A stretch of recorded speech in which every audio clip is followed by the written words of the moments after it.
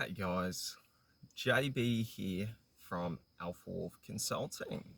All right, coming to you today with another episode of Spirituality and Me. And this is episode 2. And what we're going to look at is we're going to look at understanding, well, what is spirituality? So, to understand spirituality is to understand that there is a connection with my consciousness. So not my thought process, not my emotions, but my consciousness.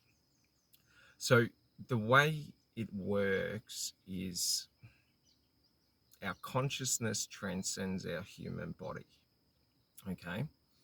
So like our consciousness is an external factor that our mind has a transmitter that picks up. Now this happens in the quantum realm through quantum microtubular, but current scientific theory is consciousness is a frequency that's transmitted into my brain, and then from that, conscious thought is created. So what we have to understand is there's a separation between my thoughts and what I think and feel, and my overall life force, my soul, my consciousness, and my conscious mind and my unconscious mind. So if we think about it like this, my conscious mind and my unconscious mind are just tools that my consciousness use to interact with the world. So for example, in my conscious mind, there is logic, reasoning, you know, numerology, so like understanding like additions, subtractions, multiplications, language, you know, all of my learned abilities and skills, how to open a door. And then in my subconscious realm or my subconscious mind, there's all of my instincts, all of my genetic memory in terms of, evolutionary memory. So like, for example, you know, just in your taste buds and my taste buds, there is so much genetic memory in terms of toxicology of plants. So what we have to understand is that in a survival situation, we're able to taste things, and our taste buds are set up in a way that sweet is typically, good and healthy, and bitter and, those really strong, pungent, negative tastes typically indicate, poison and things like that. So understanding that just means that, like, inherently in my subconscious is all the processes that have been learnt throughout, evolutionary history. Okay. And evolutionary history is generations, it's, multi generations, it's, thousands of years. Because, like, what you have to understand is, all right, take for example the First Nations in Australia. Prior to, colonization, okay, there's a specific type of fish that they would eat that for 2 weeks had to be submerged in water to leach out the toxins. How can a culture, okay, that only has, like oral traditions and things like that, and doesn't have a strong, written, you know, because you think about it, when we think about currently how we approach and deal with things and do things, okay, we think about you have to go to university, you have to do, read the textbook, this, that, and the other. You have to do this, that, and the other. When for so much of human history, it was all the experience, it was all the inherent understanding. It was leaning into understanding our connection. So, for example, our connection to nature is in our genetic memory. We understand how to hunt and how to forage, and we understand how to identify toxic things and non-toxic things. And like, you know, you can argue that so many people die from eating toxic mushrooms and all that, and you could never know if you didn't know. But the thing is when your life depends on it, and you're not arrogant and not thinking you're superior to, your environment, when you're coexisting with it, your actions are completely different, because you don't know that every action will be safe. So you have to test and measure and be cautious. So a lot of, how we interact with society and how we interact, in life and with our environment, many of us have been disconnected to our connections. And then we live a life built around a perceived framework that is false. That for me to understand the universe, I've got to go and, do astrophysics. That's not true. I just need to look up at the stars and wonder and ask and seek. Like, if I want to do anything in life, I already inherently have the knowledge. Because when we understand the consciousness, okay, that consciousness is forever while I am, breathing in this form. That consciousness is forever tethered to the collective consciousness. The collective consciousness is everything. It's God, it's the universe, it's life, it's the reason I can breathe air. The collective consciousness is the air. Like, you know, it's, the energy around from everything that is alive. It's, a collection of everything. So, like, understanding this, you also understand that tether is a connection to everyone who has ever lived. Do you understand? Anything you want in life, anything you want to do, someone throughout history has already thought and tried it multiple times. Have you ever noticed how, these great entrepreneurs have these miraculous ideas and these great inventors? Like, do you really think Nikola Tesla was coming up with all of his theories? The thing is the environment he was connected to, he was able to communicate with it to where he understood electricity and how it moves and perceived it and experienced it within himself differently to how other people did. So those who tried to imitate him can only work within a framework which is the accepted thought, whereas Nikola Tesla was working outside of that framework because he was just working with the universe live. Like most, great thinkers and inventors, like when they have their best ideas is not when they're in conscious thought. It's when they're just going about doing something and it just pops into their head. Like, to understand this is to understand two things. One is that your subconscious mind is where the large portion of your memory is stored, but also your conscious mind can process at much higher rates. And when you're not using conscious thought, you're naturally allowing your subconscious mind to process and to work. So understand this, when we're always focused and stressing and thinking about things, and we don't allow ourselves to get distracted, our conscious mind is always on. But the problem with that is our subconscious mind doesn't get the energy. So think about it like your computer, okay?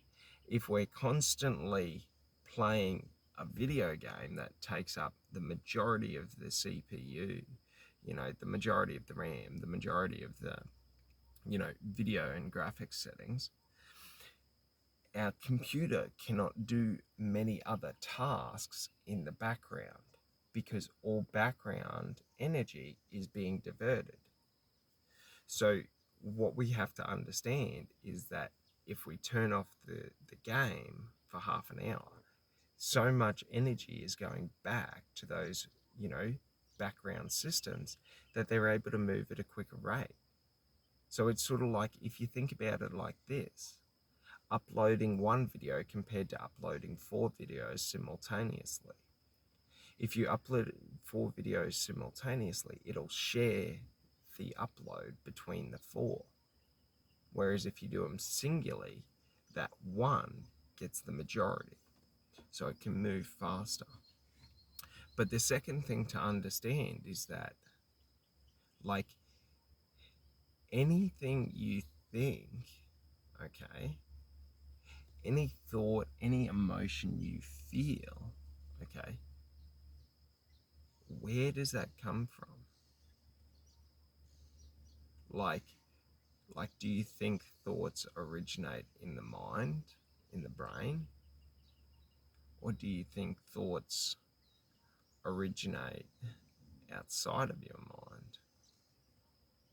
Because a thought is just energy, and we are constantly projecting energy and receiving energy, or transmitting and receiving. So, like, to understand this, okay, like, even if you think a thought, like, is created with conscious, your conscious intention, how do you talk without consciously thinking of every word? So understand this: if we just talk, the words come. We don't even need to think about what it is. So how does that happen? The way that happens is the thoughts are internal and external to me. Do you understand? Like, it's a constant conversation that's running, and now I'm just verbalizing it. Like, because if you think about how we get through life, and, how we, deal and cope and interact with things, okay, a lot of us are running narratives. It's just where either it's a conscious narrative we're aware of, or it's subconscious narratives happening. So, like, for example, if I'm walking and I step on a rock, like, there'll be a narrative running of, like, what the fuck's that rock there for? You know what I mean? Like, there'll be a narrative running because I'm sort of like, depending on how you conceptualize it. If you watch a lot of movies, you will script your life like a movie. Okay? If you watch a lot of documentaries, you'll script your life like a documentary. Like, whatever your way of expressing and running your narrative. So, like, for example, for me, I've personally put a lot of conscious thought into creating specific types of narratives that run. So for me, like, the narratives that run in my mind are typically motivational speeches, or their perspectives, or their stories. So, like, for example, like, if I'm walking down the street and I step on a rock, like, I'll get the narrative of, life sucks, embrace the suck. You know what I mean? Like, the thing is however you condition, like, the thing is that your brain doesn't create your thoughts. Your conscious mind creates and dictates your thoughts to your brain. So your conscious awareness is what is in control. So if we think about it like this, right? Our conscious awareness is the driver. Our conscious side of our brain is the gas pedal and the steering wheel. Okay. Our subconscious mind is the rest of the car, the engine and everything else. So we can use our conscious mind to influence the car, or if the car's having issues and it's not working, it's going to influence our ability. So if our tires are unaligned, okay, when driving at speed on the highway, steering is going to become more difficult. Speed is going to become more difficult because there's more drag and resistance. Like different things like that. If we conceptualize it like that, then we understand that I am not this body and I am not this mind. Okay? I am more than that. These are just tools for me to be able to get through life. And when we understand that, okay, there's I'll give you an analogy. Imagine yourself being the shovel, being the axe. Okay. Now imagine yourself being the, you know, woodcutter with the axe. Okay. If you were the axe and you were blunt, there's nothing you can do. Life's just that way. You're just a blunt axe. If you were the woodcutter and your axe is blunt, you can sharpen it. You can do whatever you want to do. If you need, well, you wouldn't get a new axe, but you'd sharpen it, do whatever maintenance needed on it. Like, do you understand? When we identify this body as just being a tool, this mind as just being a tool, we're able to then fix it, to work on it. When we identify me as this body, me as this mind, I am limited to the limitations of this body and mind. So, do you see that spirituality is understanding that, like, I am not this body, I am not this mind, therefore I am something more. So, when we understand spirituality in that context, okay, that I am something more than this body, than this mind, okay, I should not live in fear of this body or mind or enslaved by this body or mind. So many people will talk about genetics and weight loss and stuff like that. It's all fucking diet. If you eat carbohydrates, which are your body's ideal fuel source, and then you eat animal fats in the same fucking meal, okay, your body uses the carbohydrates as energy and stores the fat as fat. And it's already fat, so your body's just like, good work, job done. I don't even have to do anything. If you're only eating carbohydrates, your body has to then turn those carbohydrates into fat. It's less efficient. It's more efficient for your body to turn fat into fat. Just know that. Like, everyone can say it's genetics. You can say that you are limited because your body is this, your mind is this. Know this, if you have learning disabilities, your mind is not limited. Like, if you have a specific, like, half of your brain is missing, that's a different story. You can still pull it together, but it's a different story. Just understand this. At any given time, you are using 10% of your brain's capacity. So you think someone with Down syndrome is stupid and has no capacity? Just understand they're only using 10% of their brain power. Do you get it? Like, a lot of these problems in life around education, intelligence, learning are self-created because of the narratives of others. Like, whatever you think your mind or body should be is what it will become. So let's say, you're 400 pounds, 200 kilos, and you feel a victim to your body. You feel a victim to your, current circumstances. Do whatever you can, however you can, to improve the situation. It's that simple. Like, But you have to realize, like, this body and mind is just a car. And if your car's fucked up, it's just because you're not doing the work you need to do to it and you're mistreating it.